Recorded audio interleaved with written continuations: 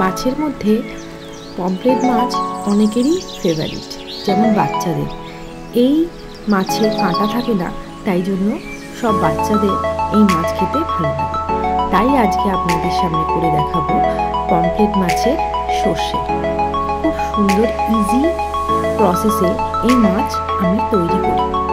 দেখুন, মাছগুলোকে প্রথমে ভালো করে কেটে ভালো করে পরিষ্কার করে একটা থালায় রেখে দিয়েছি। তারপরে ওর উপরে হলুদ নুন ভালোভাবে মাখিয়ে রেখে দেবো। এই মাছ খুব পাতলা মাছ, এই মাছ বেশি ভাজতে হয় না, আর এই মাছ খেতে খুব সুস্বাদু। যেহেতু কাঁটা কম থাকে সেহেতু প্রত্যেকেরই ভালো লাগে এই মাছ। এই মাছ অনেক রকম ধরনের করা যায়, পেঁয়াজ রসুন দিয়েও করা যায়, সর্ষে দিয়েও করা যায়, কিন্তু সর্ষে দিয়ে মেনলি খুব ভালো খেতে লাগে। দেখুন, সমস্তভাবে এপিঠ ওপিঠ সব ভালোভাবে এই পমফ্রেট মাছ মাখিয়ে রেখে দিয়েছি। এবার তৈরি করার পালা। বেশি কিছু এই মাছে লাগে না তৈরি করতে, শুধু দই, অল্প একটু টক দই, কাঁচা লঙ্কা আর সর্ষে পোস্ত দিলেই এই মাছ খুব ভালো খেতে হয়ে যায়। অনেকে আবার সর্ষের সঙ্গে একটু পেঁয়াজও দেয়, কিন্তু আমি এক্ষেত্রে পেঁয়াজ দিইনি, শুধু সর্ষে আর পোস্ত দিয়ে করেছি। খুব সুন্দর ইজি প্রসেস, আপনারা করবেন, ভালো লাগবে। এই দেখুন, প্রথমে কড়াইয়ে আমি তেল গরম করতে দিয়ে দিয়েছি। তেল গরম হয়ে গেলে একে একে মাছগুলো কড়াইয়ে ছেড়ে দেব। দেখবেন অল্প একটু ভাজবেন, বেশি ভাজবেন না। বেশি না ভাজলে এইগুলো লেগে যাওয়ার সম্ভাবনা থাকে, তাই অল্প করেই আমি ভেজে নিয়েছি। এই ভাজা হয়ে যাওয়ার পর অল্প একটু কালো জিরে ফোড়ন দিয়ে দেবো তেলেতে। কালো জিরে যখন ফোড়ন দিয়ে দেবো, তারপর কিছুক্ষণ পরে সর্ষের বাটাটা ওর ভিতরে দিয়ে দেবো। সর্ষে বাটাটা দিয়ে দেওয়ার পর একটু বেশি নাড়া যাবে না, কারণ সর্ষে পোস্ত বেশি নাড়লে কী হয়, সর্ষেগুলো তেতো হয়ে যায়।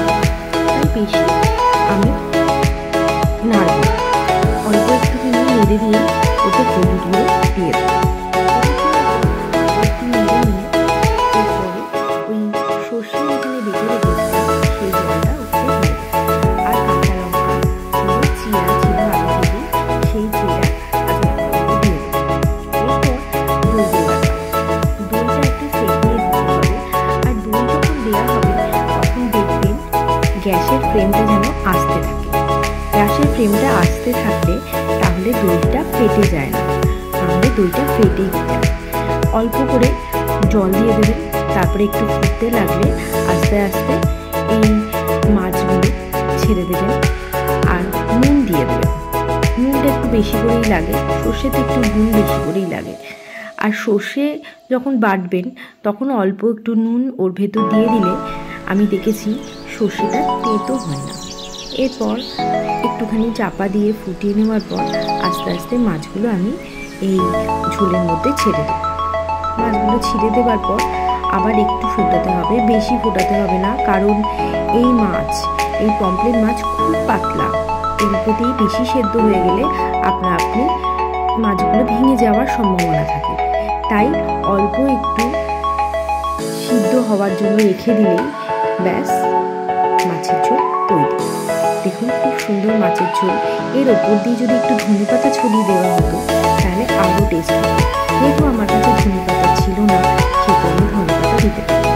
আপনারা যদি ধনেপাতা দেন তাহলে খুবই ভালো হয়। এই দেখুন, আমার সর্ষে পমফ্রেট তৈরি আর খাওয়ার জন্য সবাই প্রস্তুত। এরকমভাবে গরম